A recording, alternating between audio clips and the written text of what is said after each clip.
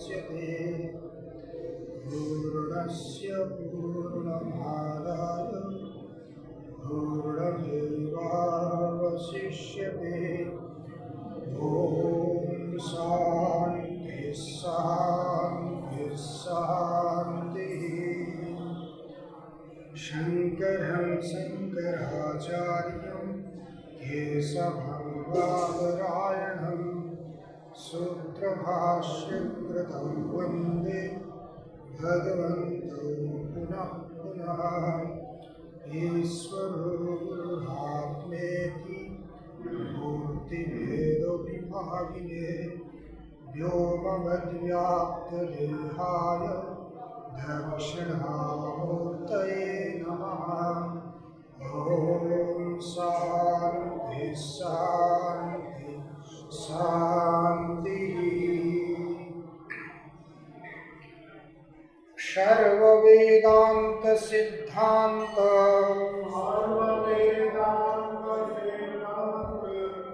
गोचरं तमगोचरम् गोविन्दं परमानन्दं सद्गुरुं प्रणतोऽस्म्यहम्।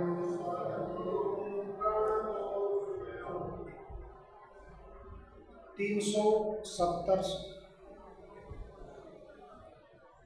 वाचं नियच्छात्मनितं नियच्छ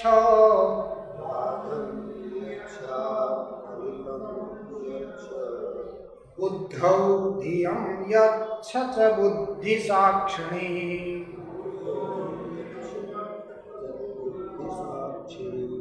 तं चापि पूर्णात्मनि निर्विकल्पे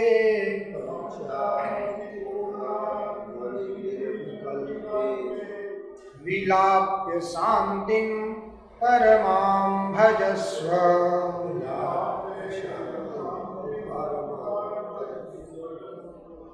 वाचं नियच्छात्मनितं नियच्छ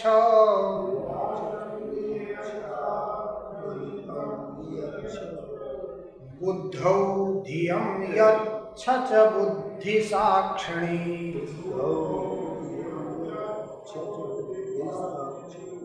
तं चापि पूर्णात्मनि निर्विकल्पे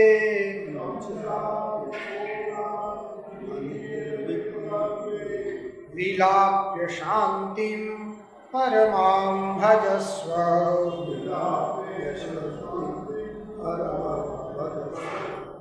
वाचं नियच्छात्मनितं नियच्छ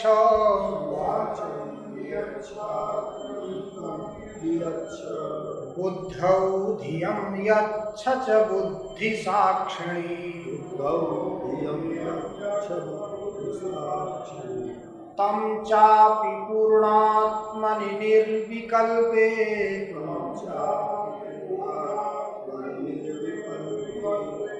विलाप्य शान्तिं परमां भजस्व।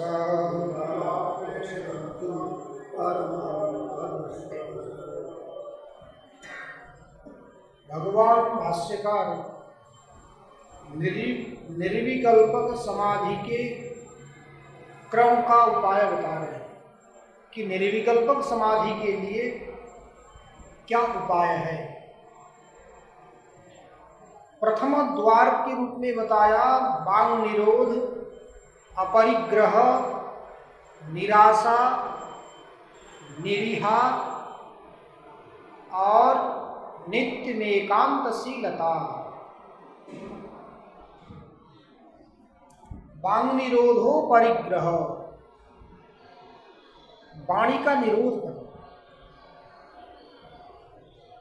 वाणी के निरोध से हमें बहुत सारे पदार्थों की प्राप्ति होती है। सबसे पहले तो शांति होगी,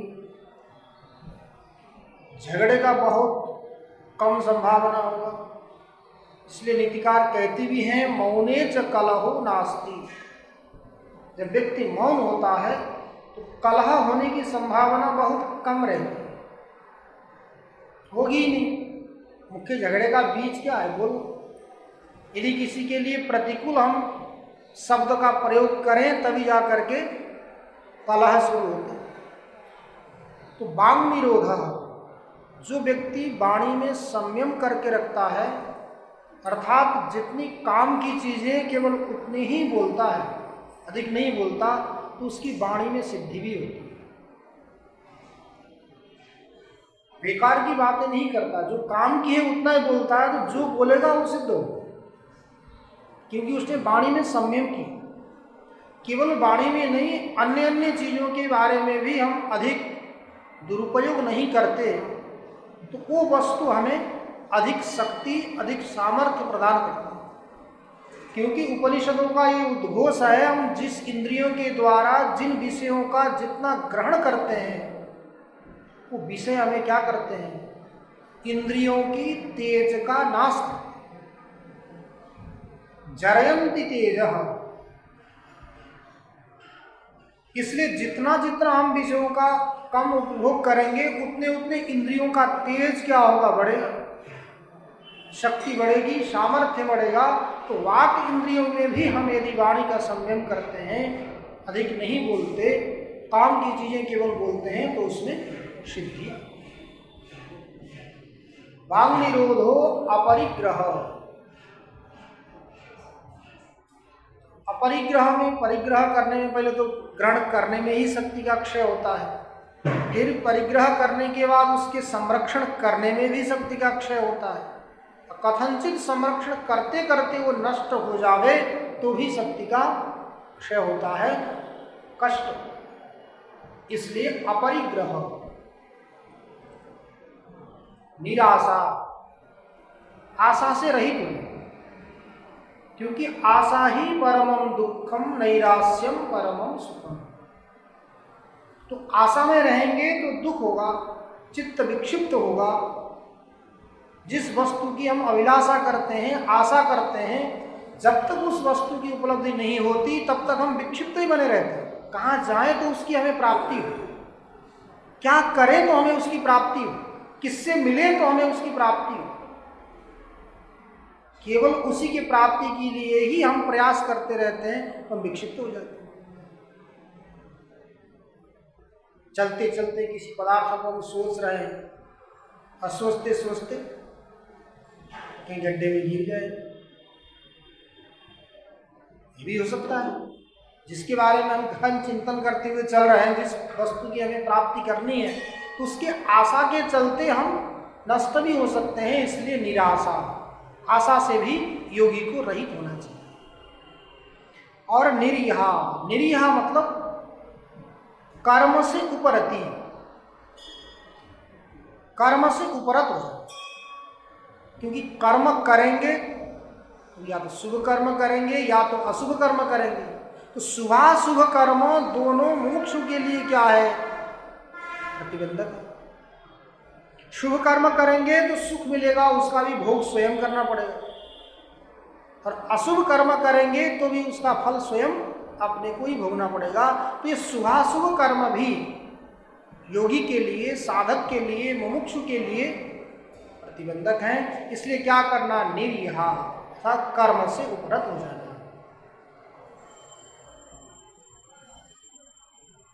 नित्य में एकांतशीलता, और नित्य एकांत में विजन देश में रहने का जिसका शील हो, स्वभाव, ऐसा जो व्यक्ति हो, ये योग का प्रथम द्वार है। और नित्य एकांत में रहेंगे तो होगा क्या? तो नित्य एकांत में रहने से हमें एकांत स्थिति इंद्रियों परमणे हेतु, एकांत में रहेंगे तो हमारी इंद्रियों का उपरम हो,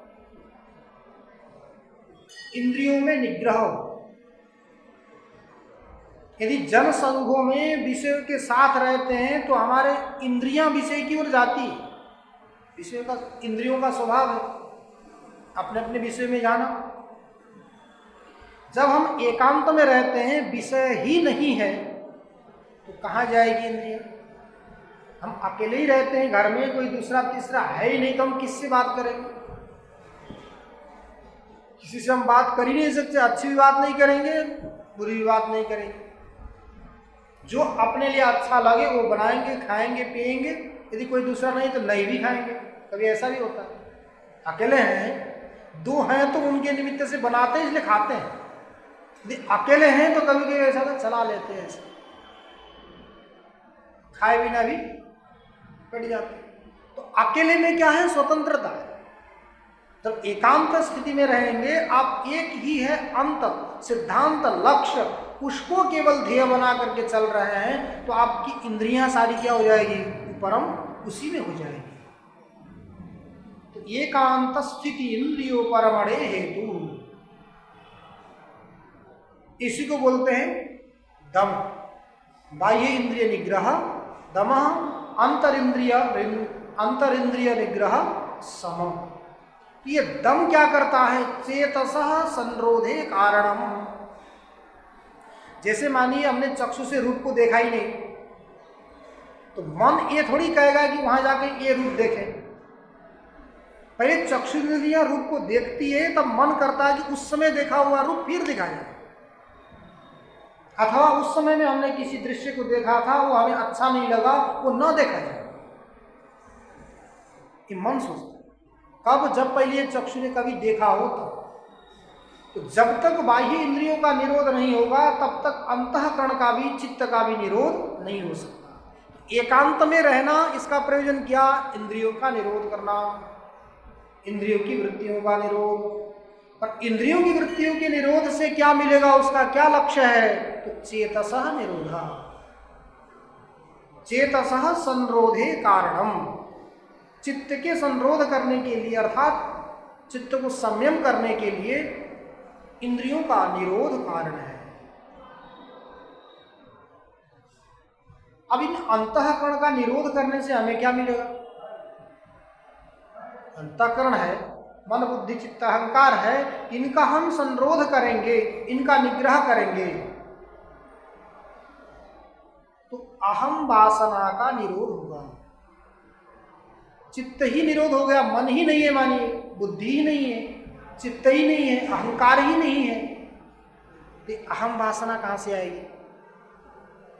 ये चित्त का हम निरोध कर देते हैं तो अहमता ममता जो है ये हमारा क्या हो जाए? विनाश हो। मुख्य बंधन के लिए कारण तो यही है। बाहरी इंद्रियों को भले हम बंद करके भी रखें कुछ देर के लिए, विषयों के साथ उसको हटा सकते हैं, परंतु जो अंतर इंद्रिय है उसको हम कैसे रोकें? जिसको देखा जा सकता है, जो पकड़ में आ सकता है, उसको तो हम रोक सकते हैं। जिसको देखा ही नहीं जाता, पकड़ में नहीं आता, जैसे आगे से आके कोई प्रहार करने वाला व्यक्ति हो, उससे तो हम बच सकते हैं, या सूचना देके आने वाला हो, उससे भी हम बचने का उपाय कर सकते हैं, परंतु पीछे से आगे पकड़ने वाले को क्या कर सकते? पीछे से आगे जो आक्रमण करने वाला है उससे कोई भी नहीं बच सकता, निर्बल भी सबल को नष्ट कर सकता। इसलिए ये जो अहंकार है दिखता तो नहीं है, तो न दिखती हुई हमारे अंदर आकर के कब्जा करके बैठ जाता है और हमें ऐसा पकड़ता है, ऐसा पकड़ता है, हमें पता ही नहीं चलता।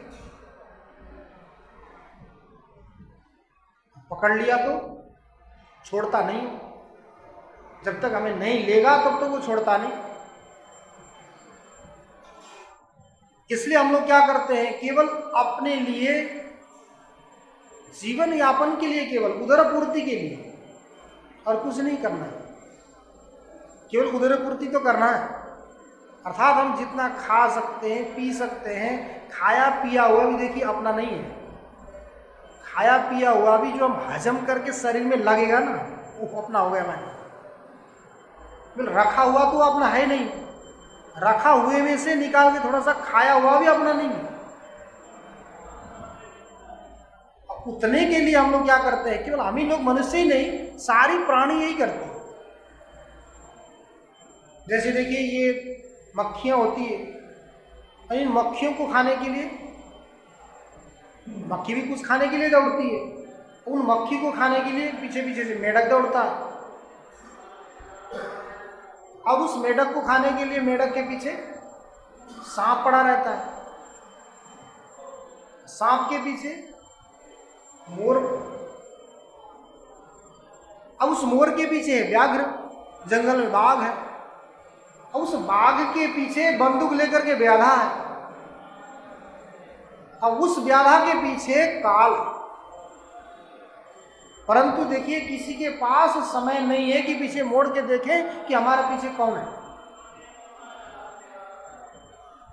सब क्या है, स्वस्वाहार विहार साधन विधौ सर्वे जना व्याकुला कालः तिष्ठति पृष्ठतः कचदर केनापि नो दृश्यते। भेको धावति तं च धावति फणिं सर्पं शिखी धावति व्याघ्रो धावति केकिनं विधिवशात् व्याधोऽपि तं धावति। स्वस्वाहार विहार साधन विधौ सर्वे जना व्याकुला कालः तिष्ठति पृष्ठतः कचधर केनापि नो दृश्यते। इसी प्रकार से सब जा रहे हैं। उस मक्खी के पीछे मेढक है, मेढक के पीछे सर्प है, सर्प के पीछे मोर है, मोर के पीछे बाघ है, बाघ के पीछे व्याधा है, व्याधा के पीछे क्या है, काल है। कालः तिष्ठति पृष्ठतः, काल विद्यमान है कहाँ, पृष्ठतः माने पीछे पीछे है। कचधर आकर पकड़ा है पीछे से इसको। केनापि नो ज्ञायते, हमें किसी को भी ज्ञान नहीं है। यदि ऐसा ज्ञान होता तो हम रास्ता बदल देते, परंतु पीछे मुड़ करके दिखने का हमारे पास समय ही नहीं है। इसलिए हम क्या करते हैं, आगे आगे आगे दौड़ते हैं। किसके लिए, स्व आहार साधन विधौ, केवल अपने अपने आहार के साधनों को एकत्र करने के लिए। सर्वे जना व्याकुला, सब क्या है, व्याकुल। इसलिए किसी को भी समय नहीं है पीछे मोड़ के देखने का। इसलिए क्या करना, बाह्य इंद्रियों का हम एन प्रकार निरोध करने पर भी अंदर का जो है वो निरोध होता नहीं। इसलिए हमें क्या कर देता है कि अहम रूपी वासना से ग्रस्त कर देता है। संरोधे करणम समेन विलयाद यायाद अहम वासना, जब उस अहम वासना का भी विलय हो जाएगा, चित्त का निरोध हो जाएगा, तो तेनानंद रसानुभूति रचला ब्राह्मी सदा योगिनः। ब्राह्मी आनंद में योगी मस्त रहता है। आनंद रसानुभूति अचला, जब उस समय में जाएगा तो उसकी जो आनंद अनुभूति कैसी होगी, अचला होगी, चंचल नहीं। ऐसी आनंद की अनुभूति होगी, विचलित करने वाले जितने भी थे सबका निरोध हो गया। अब विचलित करने वाला कोई है नहीं तो वो कैसा रहेगा, आनंद में रहेगा, मस्त रहेगा। तो तेनानंद रसानुभूति रचला ब्राह्मी सदा योगिनः, ब्राह्मी आनंद में रहेगा वो। अर्थात ब्रह्म से अतिरिक्त, अर्थात अपने स्वरूप से अतिरिक्त किसी की भी अनुभूति उसको नहीं होगी। स्वस्वरूप में वो स्थित हो, स्वस्थ होकर के रहे। व्यक्ति जब स्वस्थ होता है तब बाहरी किसी भी पदार्थ की, किसी की चिंता नहीं होती, सब भूल जाता है ना स्वस्थ होने में। स्वस्थ रहता है, मस्त रहता है, अनुकूल वातावरण हो, तब किसी को भी उस समय में स्मरण नहीं करता मेरे भी कोई है। जब दुखी होता है, कुछ प्रतिकूल स्थितियां आती है, तब क्या करता है, स्मरण करता है कि मेरे भी कोई है। तो इसलिए जब ब्राह्मी आनंद में जाकर के स्थित हो जाता है, अचल आनंद की अनुभूति करता है, तब वो व्यक्ति बाह्य किसी भी पदार्थ में उसका संबंध होता नहीं। इसलिए तस्मात् चित्त निरोध एव सततम कार्य प्रयत्नान मुने। इसलिए मुनि को क्या करना चाहिए, मननशील व्यक्ति को सदा सर्वदा ये प्रयास करना चाहिए कि चित्त का निरोध हो। जब तक चित्त का निरोध नहीं होगा तब तक उस ब्रह्मानंद की अनुभूति नहीं हो सकती, क्योंकि बीच में विरोधी वृत्ति आई। पहले भी कहा था, मन कैसा है, चंचल है। चंचल होने से अनेक प्रकार के पदार्थों के साथ इसका संबंध होगा, संबंध होगा तो वृत्तियां बदल जाएगी। जैसे समझ लीजिए किसी अच्छे सुंदर दृश्य को हम देख रहे हैं, आनंद आ रहा है, और देखते देखते बीच में कुछ पर्दा आ जाए अथवा लाइट चली जाए, कोई बीच में व्यवधान हो जाए तो हमें कैसा लगता है? उसी प्रकार ब्रह्मानंदानुभूति करने वाला जो व्यक्ति ब्रह्मानंद में तदाकार आकारिक वृत्ति में जो स्थित है, उसको विरोधी वृत्ति कोई बीच में से आ जाए तो उसको असह्य वेदना हो जाती है, छटपटाहट हो जाती है। वो उस प्रतिबंधक को हटाने के लिए प्रयास करता है कि कैसे हटे। अब वो प्रतिबंधक क्या है? अहम वासना। कोई अहम वासना आकर के क्या कर देती है? मैं देखने वाला, मैं अनुभव करने वाला, मैं अमुक विषय का, अमुक पदार्थ का अनुभव करने वाला, तो अनेक प्रकार के भेद बुद्धि को हमें युक्त कर देती है, भेद बुद्धि से। तो उस भेद बुद्धि को विनाश करने के लिए भी योगी को, मुनि को क्या करना चाहिए? चित्त की वृत्तियों का निरोध करना चाहिए। अब किसको किस में ले जाकर के हम रखें, किसका कहाँ ले जाकर के हम स्थापित कर दें, किस क्रम से जाकर के स्थापित करें? एक साथ तो हो नहीं सकता, क्रमशः करना पड़ेगा, धीरे धीरे एक एक सीढ़ी चढ़ते चढ़ते चढ़ते तब हम छत में पहुंच सकते हैं। तो कैसे क्या करें? यही चीज कठोपनिषद में आया है, यच्छेद वांग मनसि प्राज्ञस तद यच्छेद ज्ञान आत्मनि ज्ञानम आत्मनि महति नियच्छेद यद यच्छेद शांत आत्मनि। सीधे उसी श्लोक का अनुवाद है, समझ लीजिए, मंत्र का ये अनुवाद है। ये जो श्लोक 370 वाला जो श्लोक है वो उसी मंत्र का सीधा सीधा अनुवाद है। मंत्र में कहा यच्छेद वांग मनसि प्राज्ञ। प्राज्ञ मतलब विद्वान व्यक्ति, बुद्धिमान व्यक्ति क्या करे? यच्छेद वांग मनसि, वाणी को मन में ले जाकर के नियुक्त करे अथवा लय करे।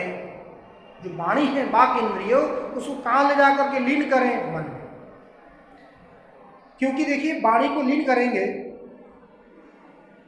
तो बोलने से होने वाले जितने विक्षेप है वो नहीं हो। अब वाणी से उपलक्षित जितने भी शब्दादि अथवा श्रोत्रादि इंद्रियां हैं उनको भी क्या करेंगे? मन में ले जाएंगे। तो बाहरी चक्षु, श्रोत्र, घ्राण, रसना, त्वक, वाक, ये सब कहाँ चले गए? मन में चले गए। तो इन सारी वृत्तियों के द्वारा, शब्दों के द्वारा जितना बिखराव होता था उससे तो बच गए। एक बात और, जब तक समझ लीजिए बाह्य श्रोत्रादि शब्द नहीं होंगे, तो श्रोत्रादि कहाँ जाएंगे? व्यक्ति की वृत्तियों को भ्रमित करने के लिए विषय कारण है। प्राचीन समय में इतने साधन नहीं थे, इसलिए व्यक्ति स्वस्थ मस्त थे। एक किसी में लग जाते थे कार्य में तो उसी में दत्त चित्त होकर के लगते थे। अब आज बहुत सारे साधन हैं, बहुत सारे उपकरण हैं, बहुत सारी सुविधाएं हैं, तो व्यक्ति क्या हो गया? अस्वस्थ। अनेक प्रकार की चीजें हैं, अनेक प्रकार के उपकरण हैं, उपाय हैं। उपाय में से क्या है? सुविधा तो है परंतु सुख नहीं। जितने जितने हमारे पास उपकरण साधन बढ़ते रहते हैं उतनी उतनी सुविधाएं तो होती है परंतु शांति नहीं होती। जैसे समझ लिए मोबाइल ही है, यदि ये नहीं था तो क्या होता था? जब तक चिट्ठी ना आए, जब तक व्यक्ति घर में ना आए, ऐसी कोई सूचना ना हो, व्यक्ति आराम से अपना काम करता था, खाता पीता मस्त से रहता था। कोई अच्छी घटना तो भी पता नहीं चलता था और खराब घटना तो भी पता नहीं चलता। अब आज ऐसी स्थिति बनी है, बस वहाँ कुछ हुआ तो एक सेकंड में पता चलता है।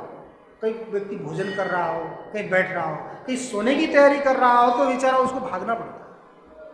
यदि मोबाइल ना हो तो कोई तार आते हैं, जो कुछ भी आते तो कम से कम 2-3 दिन भी आते, तब तक तो आराम से काम करता है। अब आजकल तो ऐसा हो गया केवल फोन ही नहीं, ऐसा डाल देते हैं कि बस फोटो खींच के डाल, मर गया तो भी डालेंगे, पैदा हुआ तो भी डालेंगे।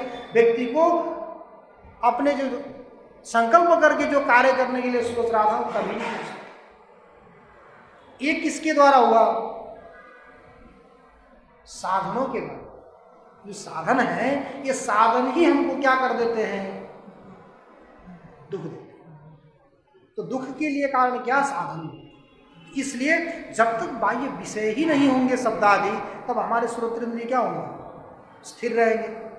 तो शब्द को ग्रहण करने में श्रोत्रेंद्रिय की जितनी शक्ति लगती थी, सामर्थ्य लगता था, वो बच जाएगा तो हम परमात्मा के चिंतन में लगा सकते हैं अपने शक्ति सामर्थ्य। इसी प्रकार से चखने की, सूंघने की, देखने की जितनी भी शक्ति है, सामर्थ्य है, उनको हम संग्रहित करके यदि परमात्मा के चिंतन में लगाएंगे तो क्या होगा? जैसे समझ लीजिए, एक व्यक्ति जितना काम नहीं कर सकता, उसमें 5 व्यक्ति होंगे तो कर पाएंगे कि नहीं? संघे शक्ति कलौ युगे। इस युग में पहले भी थी होगी, तो इस युग में संघ की क्या है? शक्ति। जिधर भीड़ होगा उधर ही सारी जनता जाती है, जहां भीड़ नहीं है वहां नहीं जाती। जहां 2-4 आदमी खड़े हो रोड पे, चौराहे पे, क्या हुआ ऐसा बोल करके वहां भीड़ थोड़ी देर में जम जाएगी। लेकिन कहीं लोग नहीं है, कुछ हो भी रहा हो, वहां कोई भीड़ नहीं होती। इसलिए भीड़ इकट्ठा करना हो तो कुछ करके 2-4 लोगों को इकट्ठा करेंगे, क्या हुआ, ऐसे लोग भर जाते। अब समुदाय हो जाएगा तो वो भी सोचेगा क्या हो रहा है, जाते जाते उनकी शक्ति बढ़ जाती है। जो साधु है उसको चोर बना देंगे, जो चोर है उसको भी साधु बना देंगे।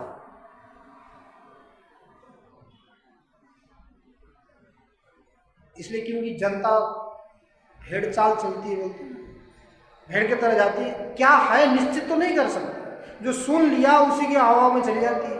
उसी प्रकार हमारी इंद्रियां भी क्या करती है? विषय की ओर दौड़ती है। और विषय से इनका निरोध करके सारी इंद्रियों की जो शक्ति है, सामर्थ्य को अंतःकरण में ले जा करके रखेंगे, तो वो क्या करेगा? क्योंकि परमात्मा के चिंतन के लिए मुख्य साधन तो अंतःकरण ही मन है, बुद्धि है। बाह्य इंद्रियां तो नहीं कर सकती, क्योंकि बाह्य इंद्रिय का वो विषय नहीं है। ऐसे तो उपनिषदों ने कहा है अवांग मनस गोचर, वो वाणी का भी विषय नहीं है, मन का भी विषय नहीं है करके निषेध कर दिया। तो निषेध कर दिया तो ये जिज्ञासा होती है, साधकों को निराशा होती है, क्या उसकी प्राप्ति ही नहीं होगी? उसकी प्राप्ति नहीं होगी ऐसी बात नहीं होगी, परंतु सीधे सीधे अविधावृत्ति के द्वारा उसकी प्राप्ति नहीं होगी, लक्षणावृत्ति के द्वारा हम उसको समझ सकते हैं। अर्थात इदमित्थम करके हम बता नहीं सकते। ये ऐसा ही जैसे घटपट को बताते हैं, उसी प्रकार उसको नहीं बता सकते, परंतु लक्षणावृत्ति के द्वारा, जैसे बोलते हैं गंगायाम घोष, गंगा में घर है। अब गंगा का मतलब होता है जल प्रवाह, वो जल प्रवाह में घोष का मतलब होता है झोपड़ा, घास फूस का बनाई हुई जो कुटी है, जिसको बोलते हैं आभीर पल्ली, मतलब अहिरों की बस्ती, घास फूस की बनाई हुई, वो तो संभव नहीं। इसके द्वारा क्या सिद्ध होता है? जल प्रवाह में घोष संभव नहीं है, तो गंगा समीपवर्ती तीरे, गंगा के नजदीक में जो तीर है उस तीर में घोष है। अथवा वहां भी न जाए, जैसे हम यहाँ से बाहर निकलते हैं, कहीं जाना है तो हम क्या बोलते हैं? ए रिक्शा बोलते हैं। क्या बोलते हैं? ए रिक्शा बोलते हैं, पर रिक्शा वाला रुक जाता है। ए ऑटो बोलते हैं तो ऑटो वाला रुक जाता है। बोल तो हम रिक्शा को रहे, ऑटो को रहे, परंतु रुकता कौन है? ऑटो वाला, रिक्शा। ये लाक्षणिक प्रयोग, बुला रहे हम ऑटो को, रुकता है ऑटो वाला। वैसे ही हम बोल रहे हैं गंगा, गंगा का मतलब तट। उसी प्रकार वो सच्चिद आनंद स्वरूप परमात्मा को भी इदमित्थम करके हम वाणी के द्वारा प्रतिपादन नहीं कर सकते, लक्षणावृत्ति के द्वारा हमें समझना है। उसका कोई भी आप नाम ले लीजिए, कोई शिव बोलता है, कोई विष्णु बोलता है, कोई ब्रह्मा बोलता है, कोई अरिहंत बोलता है, कोई बौद्ध बोलता है, बुद्ध बोलता है, कोई कर्म बोलता है, कोई ईश्वर बोलता है, जो भी जैसा बोलता हो, परंतु है कौन? कोई आत्मसंज्ञ शिव शुद्ध, जिसका आत्मा नाम शिव है, कल्याणमय है और शुद्ध है, किसी भी मलों के द्वारा, उपाधियों के द्वारा, गुणों के द्वारा संबंधित नहीं है। ऐसा जो तत्व, उस तत्व को समझने के लिए क्या करना होगा? उसी प्रकार की शक्ति चाहिए, उसी प्रकार का सामर्थ्य चाहिए। इसलिए उपनिषद में आता है दृश्यते रुद्रया बुद्धिया सूक्ष्मया सूक्ष्मदर्शी भी। सब नहीं देख सकते। जिसकी सूक्ष्म पदार्थों को देखने की दृष्टि है, अग्र बुद्धि, उसाग्र बुद्धि, अर्थात नित्य नैमित्तिक कर्मों का अनुष्ठान करते हुए, स्वाध्याय करते हुए, प्रायश्चित्त आदि कर्मों का अनुष्ठान करते हुए जिसने अपने अंतःकरण को शुद्ध किया है। वाणी और मन का विषय नहीं है कहने में भी यही है, जो मलिन है, जो जिसका अंतःकरण मलिन है, उस मलिन अंतःकरण वाला व्यक्ति उस तत्व को अनुभव नहीं कर सकता। कैसा चाहिए? संस्कृत अंतःकरण चाहिए। संस्कारित अंतःकरण वाला जो व्यक्ति होगा वो तो उस तत्व का अनुभव कर सकता है, परंतु अनुभव करने के बाद भी आकर के इदम इत्थम करके नहीं बता सकता, क्योंकि वो बताया नहीं है। केवल लक्षणावृत्ति के द्वारा उसको समझा जाता है। केनोपनिषद में तो ये आया, जिसने मैंने जान लिया उस तत्व को बोलता है, तो आप समझ लो उसने नहीं जाना। जिसने मैं नहीं जानता हूं, मैंने उसको नहीं जाना, नहीं जानता हूं बोलता है, तो समझ लो उसने जाना। आजकल यही तो होता है, जो व्यक्ति जानता ही नहीं वो मैं जानता हूं बोल करके आ जाता है, और जो जानता है उसको कोई मतलब ही नहीं है किसी से बताएं, किसी को कुछ अपने के नाम हो, प्रचार प्रसार हो, उसको मतलब ही नहीं है। प्रचार प्रसार की अपेक्षा कौन करता है? जो उस तत्व तक पहुंचा नहीं है। जो उस तत्व तक पहुंचा है उसको प्रचार प्रसार की कोई आवश्यकता ही नहीं है। समझ लीजिए डूब गया, पूरा डूब गया है, तो डूबने के बाद उसको बोला नहीं जाता।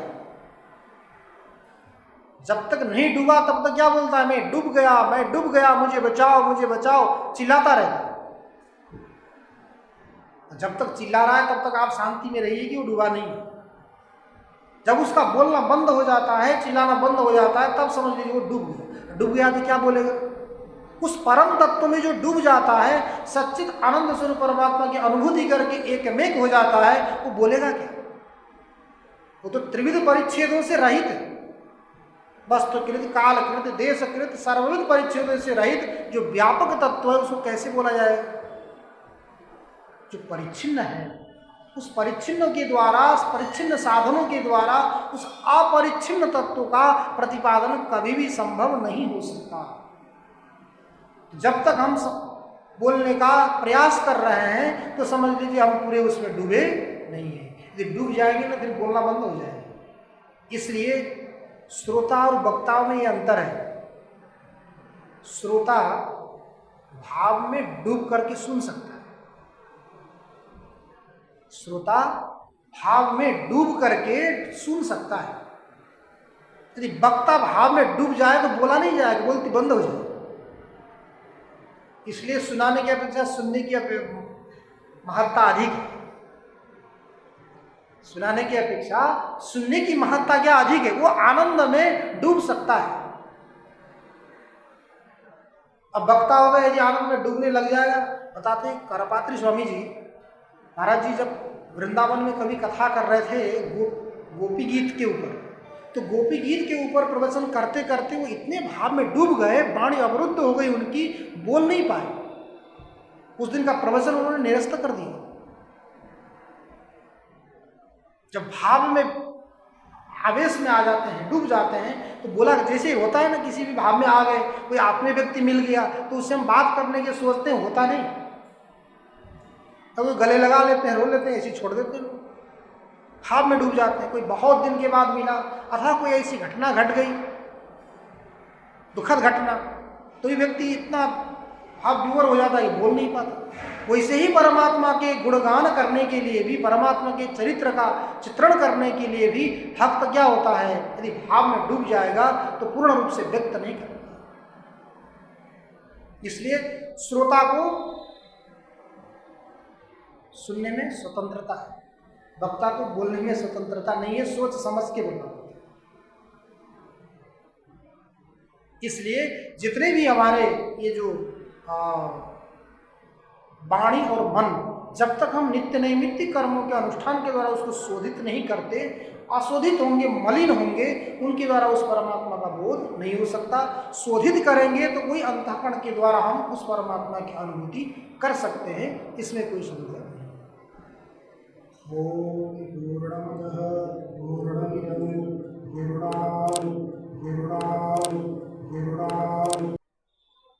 371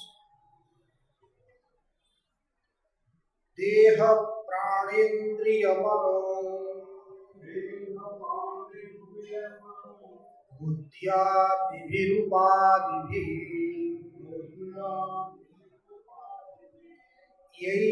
यैर्वृत्ते समायोगः तत्तद्भावस्य योगिनः देह प्राणेन्द्रिय मनो बुद्ध्यादिभिरुपाधिभिः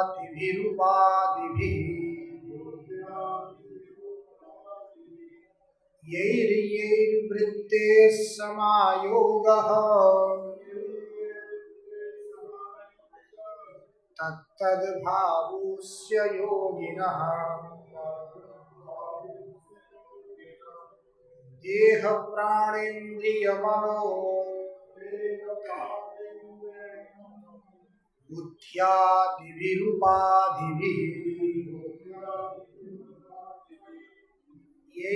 यैर्वृत्ते समायोगः तत्तद्भावस्य योगिनः तन्निवृत्त्या मुनिः सम्यक् सर्वोपरमणं सुखम् सन्दृश्यते सदानन्द रसानुभवविप्लवः तन्निवृत्त्या मुनिः सम्यक् सर्वोपरमणं सुखम् सन्दृश्यते सदानन्द रसानुभवविप्लवः तन्निवृत्त्या मुनिः सम्यक् सर्वोपरमणं सुखम् सन्दृश्यते सदानन्द रसानुभवविप्लवः।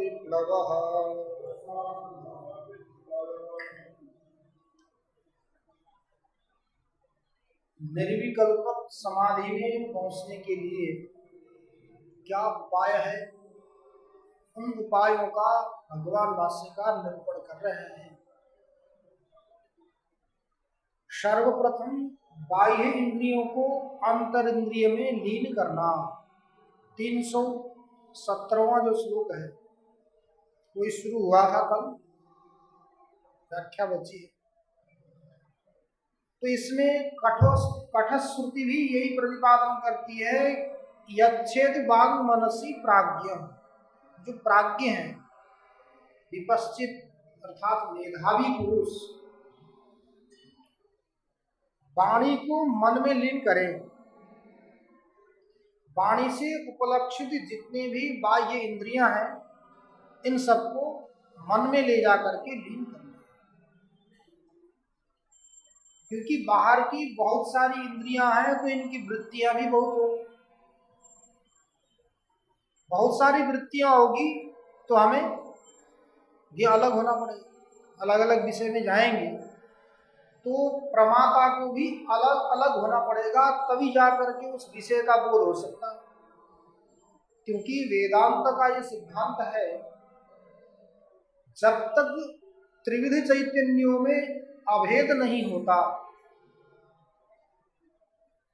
तब तक जाकर के हमें किसी भी विषय का बोध नहीं होता। प्रमातृ चैतन्य, प्रमाण चैतन्य और अंतःकरण प्रत्यवच्छिन्न चैतन्य, अंतःकरणावच्छिन्न चैतन्य और प्रमातृ चैतन्य, ये तीनों का एक देशस्थ होना चाहिए। जैसे कि समझ लीजिए हमें पुस्तक का प्रत्यक्ष करना है, ये पुस्तक हो गया प्रमेय। तो पुस्तक में अवच्छिन्न चैतन्य है, प्रमेय चैतन्य। अब पुस्तक का प्रत्यक्ष हम कैसे करेंगे? चक्षु इंद्रिय से करेंगे। तो चक्षु प्रमाण है, तो चक्षु प्रमाण है, तो चक्षु में अवच्छिन्न जो चैतन्य है वो प्रमाणावच्छिन्न चैतन्य, इसी को बोलते हैं अंतःकरण वृत्तिवच्छिन्न चैतन्य। प्रमेय चैतन्य, अंतःकरण वृत्तिवच्छिन्न चैतन्य और प्रमातृ चैतन्य अर्थात प्रमाता जीव। जीव अंदर है, यही बोलते हैं, क्योंकि इसकी उपलब्धि अंदर ही होती है, सुख दुख की अनुभूति यहीं से होती है। तो व्यापक, व्यापक होते हुए भी व्यापक चैतन्य में सुख दुख आदि की अनुभूति नहीं है। जो चैतन्य हमारे शरीर में सीमित है, शरीर में अवच्छिन्न है, उसी चैतन्य में सुख दुख की अनुभूति होती है। इसलिए कोई चैतन्य क्या है? प्रमाता है। प्रमातृवच्छिन्न चैतन्य, अंतःकरण वृत्तिवच्छिन्न चैतन्य और प्रमेय चैतन्य, ये त्रिविध चैतन्य जब एकदेशस्थ होंगे, एकदेशस्थ होने के बाद ही हमें इदम पुस्तकम, ये पुस्तक है तब बोध। केवल पुस्तक से भी नहीं होगा, केवल चक्षु इंद्रिय से भी नहीं होगा और केवल प्रमाता से भी नहीं होगा, तीनों का समाधान होना चाहिए। तो त्रिविध चैतन्यों का एकदेशस्थ होना अभेद का प्रयोजक है। ये अभेद होना ही प्रत्यक्षत्व का प्रयोजक। जैसे तालाब में पड़ा हुआ जल पाइप के माध्यम से खेत में जाता है, तो खेत का जैसा आकार होता है, चतुष्कोणाकार, षटकोणाकार, त्रिभुजाकार, जिस प्रकार का खेत है उसी खेत के आकार में आकारिक जल, जल का भी तो कोई आकार नहीं है। जैसे पात्र में रहेगा उसी प्रकार का उसका आकार बन जाए। जल के स्थान में क्या है? ज्ञान भी। ज्ञान का भी कोई आकार नहीं। जिस प्रकार के विषय को ग्रहण कर लेता है ज्ञान, उसी प्रकार के आकार में परिवर्तित। निराकारतया धियाम, धी अर्थात बुद्धि, ज्ञान। ज्ञान कैसा? निराकार, उसका कोई भी आकार। तो आकार लेना होगा ज्ञान को, आकार लेना होगा प्रमाता को, तो विषय में जाकर के विषय का जैसा आकार होगा उसी प्रकार के आकार में आकारित होता है। इंद्रियों के माध्यम से, बाहरी इंद्रियों के माध्यम से प्रमाता विषय में जाएगा। इंद्रियां भी बहुत सारी हैं, तो बाहर जाएगा तो प्रमाता भी कितना हो जाएगा? अनंत हो जाएगा। तो अनंत वृत्तियां हो जाएगी, अनंत वृत्तियां हो जाएगी तो वो अलग अलग बिखर जाएगी। इसलिए साधक को, मुनि को क्या करना? सबसे पहले यच्छेद बांग मनसी, वाणी, वाणी से उपलब्ध सारी इंद्रियों का कहाँ लीन करना? मन में लीन। इसलिए कहा बातम वाचम नियत आत्मनि तम नियत, बातम नियत आत्मनि, वाचम अर्थात वागिंद्रियम। अब यहाँ श्लोक में जो आत्मा आया है, आत्मा शब्द से लेना है मन। जैसे वहां श्रुति में आया यच्छेद बांग मनसी, वाणी को कहाँ लीन करना? मन में। तो यहाँ भगवान भाष्यकार ने तो कह दिया वाचम नियत्सात्मनि, वाचम आत्मनि नियत्स। वाणी को क्या करो? आत्मा में नियुक्त, लीन करो। तो आत्मा माने क्या? मन। वागिंद्रिय को आत्मनि मनसी नियत्स, मन में नियुक्त। अर्थात वाग व्यापार को छोड़ करके और कोई भी व्यापार न हो। अर्थात बागादि का व्यापार भी इसमें मन में चले। बागादि के जो व्यापार है उनको भी छोड़ दें। बागादि के भी व्यापार को छोड़ करके केवल मन का व्यापार।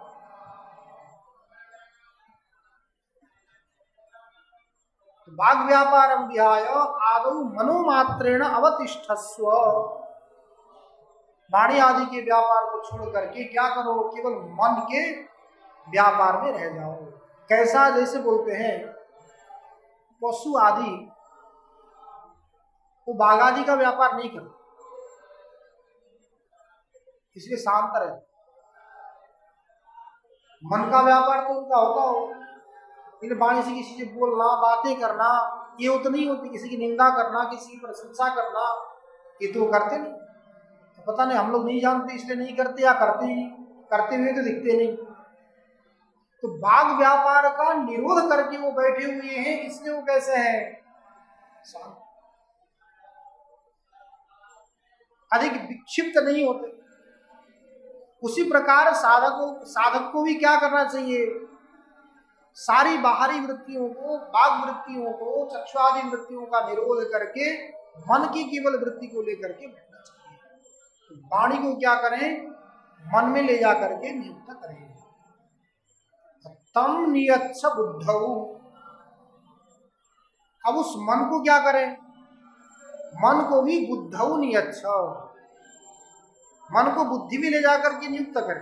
अर्थात मन की भी वृत्ति क्या है? मन में भी दो है, संकल्प और विकल्पात्मिका वृत्ति है। तो संकल्प विकल्पात्मिका वृत्ति को भी ले जा करके केवल अध्यवसाय लक्षण बुद्धि में नियुक्त करें। अध्यवसाय अर्थात निश्चय। तो संकल्प विकल्पात्मिका जो वृत्ति है मन की, को भी विचलित कर देती है, इसलिए उसको भी क्या करें? संकल्प विकल्प से छोड़ करके अध्यवसाय लक्षण बुद्धि में ले जा करके मन को नियुक्त करें। बाहरी इंद्रियों को मन में नियुक्त करें, मन को बुद्धि में नियुक्त करें। अब जैसे देखिए, बाहरी इंद्रियों को हम नियुक्त करेंगे तो मन किसी भी कार्य के लिए फट से नहीं जाएगा। जैसे समझ लीजिए कोई लकड़ी का काम करने वाला जो कारीगर है, उसके पास औजार न हो, जो भी चाहिए उनको औजार न हो, तो वो लकड़ी के काम करने के लिए कितना प्रवृत्त हो सकता है? आके बोलेगा हमारे औजार ठीक नहीं है, हम काम नहीं करेंगे। कोई भी व्यक्ति बोलता है अपने उपकरण यदि ठीक नहीं है, व्यक्ति ठीक होने पर भी क्या बोलता है? मेरे उपकरण ठीक नहीं है इसलिए मैं काम नहीं करूं। वो तो आसक्त नहीं है, कर तो सकता, वो स्वस्थ है, परंतु साधनों के न होने से, उपकरणों के न होने से जैसे उससे व्यापार नहीं होता, उसी प्रकार बाहरी इंद्रियों का निरोध करेंगे, वृत्तियों का निरोध हो जाएगा तो मन भी क्या हो जाएगा? तो बाहरी कार्यों में प्रवृत्त नहीं होता। उपकरण ही ठीक नहीं है तो वह कैसे काम कर सकता है? कर्ता के लिए तो साधन चाहिए, साधन के बिना कर्ता भी कार्य को संपन्न नहीं कर सकता। जिस प्रकार लकड़ी का काम करने वाला व्यक्ति कुठार आदि के अभाव में जिस प्रकार कार्य को संपन्न नहीं कर सकता, उसी प्रकार बाह्य वृत्तियों के निरोध में साधक मुनि भी मन की वृत्तियों को भी निरोध कर सकता है। सरलता, कुछ न कुछ तो उपकरण के न होने पर भी खाने पीने का इधर उधर का काम तो कर ही लेता है तो कारीगर भी। उसी प्रकार मन भी अपना कार्य तो करेगा, परंतु बाहरी विषयों में वो विक्षिप्त नहीं हो पाएगा। इसलिए मन को क्या करना? विक्षिप्त न हुआ मन, वो भी बाहरी इंद्रियों के साथ आकृष्ट नहीं है, उसको भी ले जाकर के क्या करना? अध्यवसाय लक्षण बुद्धि में नहीं करना। बुद्धौ धियम यच्छ बुद्धि साक्षिणी। अब बुद्धि को कहां ले जाए? बुद्धि को बुद्धि के साक्षी, बुद्धि को भी बुद्धि के साक्षी में, अर्थात बुद्ध्योपहित चैतन्य। साक्षी कौन है? चैतन्य। अब बुद्धि का साक्षी कौन? बुद्धि से उपहित चैतन्य। तो बुद्धि से उपहित चैतन्य में ले जा करके बुद्धि को नियुक्त करते हैं, अर्थात केवल अवबोध रूप, बोध रूप चैतन्य। अब इसमें देखिए तत्वमसि जो शब्द आता है, तो तत्वमसि शब्द में एक तत् पदार्थ है, एक त्वम पदार्थ है और असि। उसमें तत् पदार्थ अशोधित भी है, शोधित भी। उसी प्रकार त्वम पदार्थ भी शोधित भी है, अशोधित भी, अलिंगी। जो शोधित त्वम पदार्थ है उसी को बुद्धि साक्षी कहते हैं, उसी को कूटस्थ कहते हैं। जो शोधित त्वम पदार्थ, अब उधर जाएंगे शोधित तत्पदार्थ तो हो जाएगा पूर्ण आत्मा, त्रिविध परिच्छेदों से रहित जो पूर्ण आत्मा होगा, सच्चित आनंद स्वरूप परमात्मा है, वो शोधित तत्पदार्थ। और जो केवल बुद्धि का साक्षी है, बुद्धि से उपहित जो चैतन्य है, उसी को शोधित त्वम पदार्थ कहते हैं, उसी का दूसरा नाम है कूटस्थ। तो यहां क्या करना, बुद्धि को ले जाकर के हम क्या करें, बुद्धि के साक्षी में अर्थात शोधित त्वम पदार्थ में कूटस्थ में नियुक्त। तो बुद्धौ धियम यच्छ बुद्धि साक्षणी, बुद्धि को ले जाकर के अध्यवसाय लक्षणा जो बुद्धि है उसको हम बुद्धि के साक्षी में ले जाकर के अर्थात कूटस्थ में बुद्धि उपहित चैतन्य में ले जाकर के समर्पित कर दें। तो धीरे धीरे वृत्तियों का बिखराव जो था वो क्या होता आ रहा है, संकुचित होता है। जितना जितना वृत्तियों का संकोचन होगा उतना उतना विषय को अधिक प्रकाशित कर सकते, जिस लक्ष्य में हम जा रहे हैं उस लक्ष्य को अधिक प्रकाशित कर सकते। जैसे टार्च हम जलाते हैं तो टार्च जलाते समय उसको प्रकाश को हम बिखरा देंगे ना, उसका घेरा तो बड़ा हो जाएगा परंतु वस्तु को बढ़िया से प्रकाशित नहीं कर सकते। उसको बढ़िया से प्रकाशित करने के लिए प्रकाश को हमें संकुचित करना होगा। तो संकुचित करते जाएंगे तो विषय को अथवा किसी भी लक्ष्य को विशेष प्रकार से प्रकाशित करने की क्षमता उसमें आती है। उसी प्रकार हमारी जो अंतःकरण की वृत्तियां हैं इनको भी क्या करना है, बहुत सारे विषयों में विखराव न करा करके, पहले कहा था एकांत सेवी, विविक्त सेवी लघ्वासी यतवा कायमानस, विविक्त सेवी लघ्वासी, एकांत का सेवन करने वाला हो। तो एकांत का सेवन करेंगे तो हमारी वृत्ति क्या होगी, होगी तो एक ही होगी। अलग अलग पदार्थ रहेंगे तो हमारी वृत्तियां भी अनंत हो जाएंगी। एक ही हमारा लक्ष्य है तो वृत्ति भी हमारी क्या होगी, एक ही होगी। तो धीरे धीरे बाहरी अनेक वृत्तियों को नियुक्त करते जाना कम कम।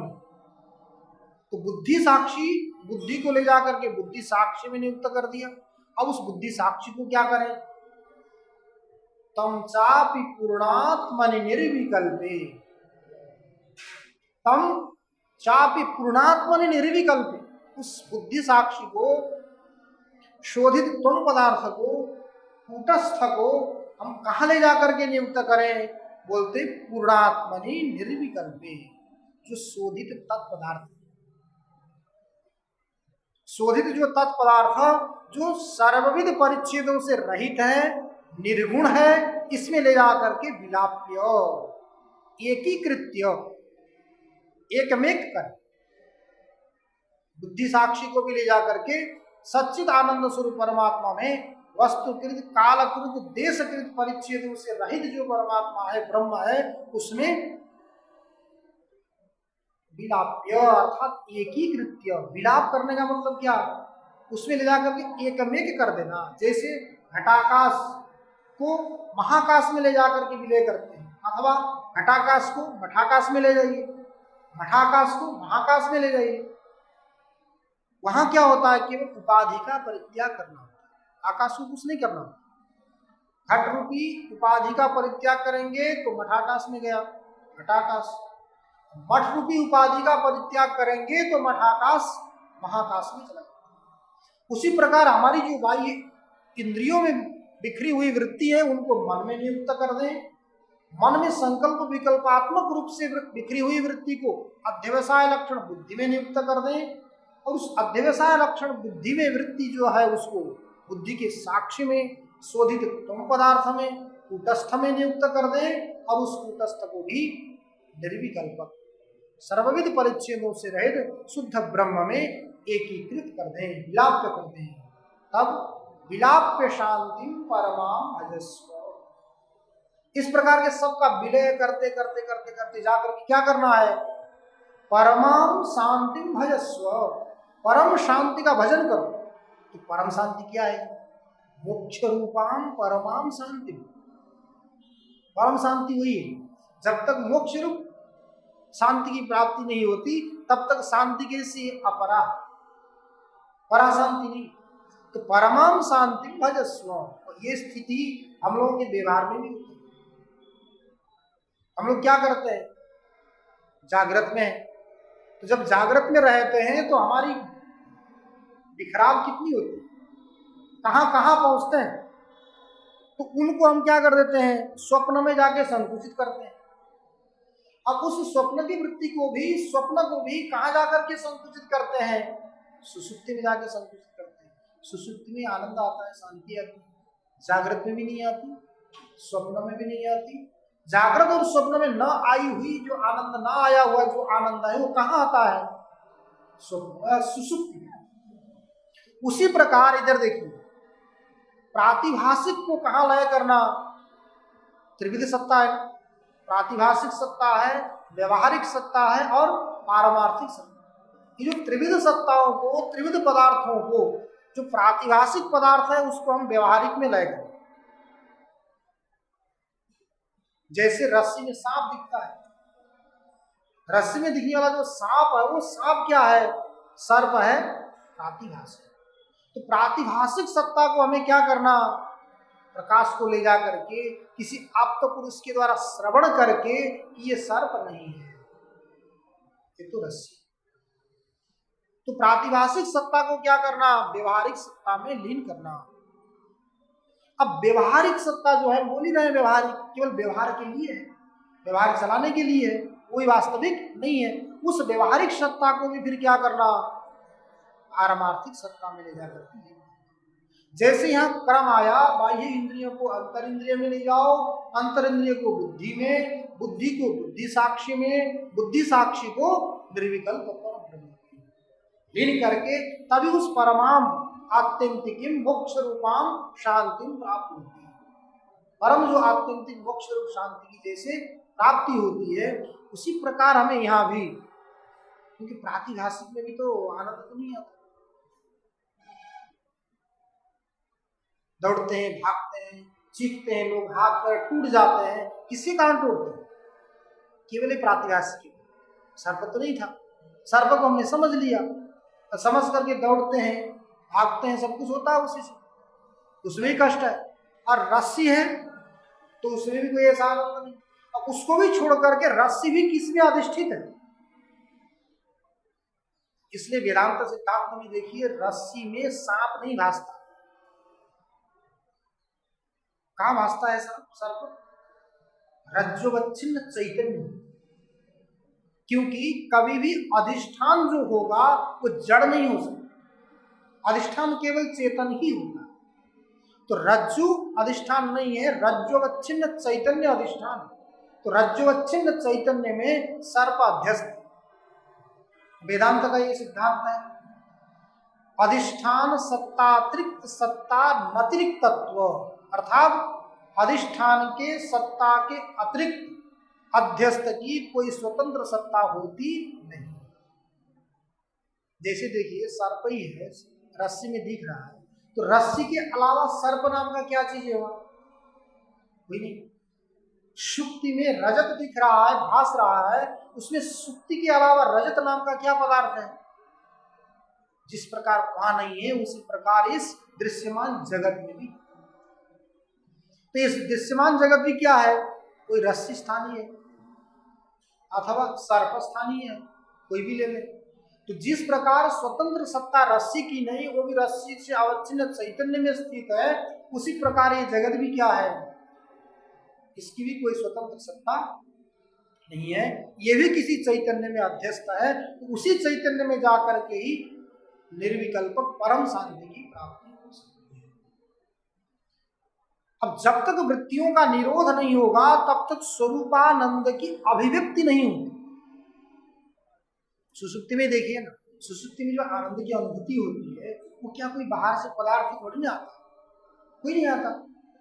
न कोई आत्मीय व्यक्ति मिलता है, न कोई अच्छा खाने पीने का पदार्थ मिलता है। कुछ न मिलने पर भी सुसुप्ति में हम आनंद की अनुभूति करते हैं कि नहीं। वो आनंद की अनुभूति आई कहां से, वृत्तियों के निरोध होने से। बाहरी सर्वविध वृत्तियों का निरोध होते ही स्वरूपानंद की अभिव्यक्ति हो जाती है। उसी को आगे स्पष्ट कर रहे हैं। देह प्राणेन्द्रिय मनो बुद्ध्यादि रूपादि यही वृत्ति समायोग तत्तद भावस्य योगिनः योगी। जैसे समझ लीजिए, योगी को ऐसा दृष्टांत तो दे सकते हैं जैसे स्फटिक का कोई रूप नहीं होता, वो जैसे पदार्थों के साथ उसका संबंध हो गया उसी प्रकार के रूप में परिवर्तित हो जाता। उसके सामने कोई लाल आ गया तो लाल बन गया, कोई पीला आ गया तो पीला बन गया, हरा आ गया तो स्फटिक हरा बन गया। जिस प्रकार स्फटिक का अपना कोई वास्तविक रूप नहीं है, वो स्वच्छ है, निर्मल है, उसी प्रकार योगी भी स्वच्छ है, निर्मल। जो सर्वविध वृत्तियों का निरोध करके बैठा हुआ योगी स्फटिक के जैसा है। इसलिए जैसी दृष्टि वैसी सृष्टि बोलते हैं। योगी को कोई किसी से मतलब नहीं है। साधु व्यक्ति योगी को देखेगा तो साधु क्या बोलेगा, ये अच्छा व्यक्ति, शास्त्रीय व्यक्ति। अब असाधु व्यक्ति जो ठग आकर के साधु को देखेगा तो क्या बोलेगा, ये तो ठगी करने के लिए बैठे, क्योंकि उसकी वृत्ति वैसी। परंतु जो असाधु आकर के उसको असाधु बोलता है, साधु आकर के साधु ही बोलता है, योगी को कोई मतलब नहीं। स्फटिक के जैसा, अब कोई पीला आ गया तो पीला हो गया, लाल आ गया तो लाल हो गया, हरा आ गया तो हरा हो गया। वो अपने स्वरूप में स्थित है। कोई व्यक्ति आकर के कुछ भी कह जाए उसको कोई फर्क नहीं पड़ता। भगवान बुद्ध के समय भगवान बुद्ध भी कहीं बैठ करके अपने शिष्यों को उपदेश दे रहे थे। उसी समय में कोई पथिक आ गया, देख लिया उसने, अरे इतने जवान लड़कों को बैठा करके उपदेश दे रहा, क्या कर रहा, दिग्भ्रमित कर रहा है। तथा नाम बहुत सारी गाली सुनाई भगवान बुद्ध। देने वाला व्यक्ति देता है, देने के लिए वो स्वतंत्र है। जैसे वो देने के लिए स्वतंत्र है वैसे हम लेने के लिए भी तो स्वतंत्र है। हमें अच्छा लगेगा तो लेंगे, नहीं लेगा, अच्छा लगेगा नहीं लेंगे। तो भगवान बुद्ध ने भी क्या किया, वो देता रहा। भगवान बुद्ध सुनते रहे, हंसते रहे, आनंद में। भगवान ने तुमको वाणी दी है, बोलने की शक्ति दी है, उसका प्रदर्शन कर रहे हो, सुनाओ, आनंद लेते रहो। बहुत सारी गालियां दी, कितनी देर तक देता अकेला, थक गया, थक करके चला गया। जितना जितना वो आगे बढ़ता है उतना उतना पश्चाताप के अग्नि से वो जलता रहा। अरे मैंने ऐसा बोला, अब वो सुनते भी थे, देखते भी थे, उनकी बुद्धि भी शायद ठीक ही थी, ऐसा लगता था। इतना सारा होते हुए भी उन्होंने मुझे कोई प्रतिकार नहीं की। कितनी सहनता है, कितनी गहनता है। मैं इतना बोलता रहा तो उन्होंने कुछ नहीं बोला। जितना आगे बढ़ता रहा उतना उसको पश्चाताप होता रहा, आगे बढ़ नहीं पाया। फिर लौट करके आकर के उसने क्या की, भगवान बुद्ध से क्षमा मांग करके उसने शिष्यत्व का ग्रहण किया। उसी प्रकार योगी को भी जो असाधु हैं वो क्या कर देते हैं, अनेक प्रकार की बातों को सुना करके विक्षिप्त करने का प्रयास करते हैं। और साधु लोग आकर के उनकी प्रशंसा भी करते हैं तो भी उनको कोई लेना देना नहीं। परंतु शास्त्र में ये बताया है, जो उनकी प्रशंसा करता है, जो उनकी निंदा करता है, योगी भी, सिद्ध पुरुष भी, ज्ञानी भी इस संसार में रहेंगे तो शरीर यापन के लिए, व्यवहार चलाने के लिए कुछ न कुछ करेंगे। कुछ किए बिना रहा नहीं जाएगा, कुछ न कुछ होगा तो शुभ कर्म भी होगा, अशुभ कर्म भी हो सकता है। तो शुभ कर्म होगा तो उसका फल किसको मिलेगा, अशुभ कर्म होगा तो उसका फल किसको मिलेगा, क्योंकि उनको तो आगे फल भोगना नहीं है, केवल प्रारब्ध कर्म का भोग करके मुक्त होना। इसलिए जो ऐसे योगी की, सिद्ध पुरुषों की निंदा करता है, उनको पाप के जितने भी फल हैं वो भोगना। जान अनजान से, ज्ञात अज्ञात रूप से जितने भी कर्म हुए, उन पाप कर्मों के फल का भोग उनकी निंदा करने वालों को भोगना। और जो प्रशंसा करने वाला होगा, उनके जितने भी शुभ कर्म होंगे, उन सारे शुभ कर्मों का फल उसको मिलेगा। इसलिए योगी को क्या करना, देह, इंद्रिय, मन, बुद्ध्यादि भी उपाधि भी। ये संपूर्ण क्या है? उपाधि। जैसे शुद्ध जो स्फटिक है नील आदि वस्तुओं के संयोग से नील पीत हरित होता है, उसी प्रकार योगी भी इन इंद्रियों के साथ संबंधित करता है, संबंध होता है उसका, तो इंद्रियों के समान इसकी भी वृत्ति बन जाती है। जब इंद्रियों के साथ उसकी वृत्ति नहीं होती, वृत्तियों से वो रहित हो जाता है, सर्वविध वृत्तियों से रहित हो जाएगा, तो उसको कोई भी वृत्ति प्रभावित नहीं करती। इसलिए क्या करना? मुनि को सदा सर्वदा बाहरी जितने भी वृत्ति हैं उनका निरोध करने का प्रयास करना। यही महर्षि पतंजलि का भी उद्घोष है, योगस चित्त वृत्ति निरोधः। सर्वविध चित्त की वृत्तियों का निरोध करना ही क्या है? योग है। वो जो योगी ही जा करके परम शांति का अनुभव कर सकता है और कोई नहीं कर सकता।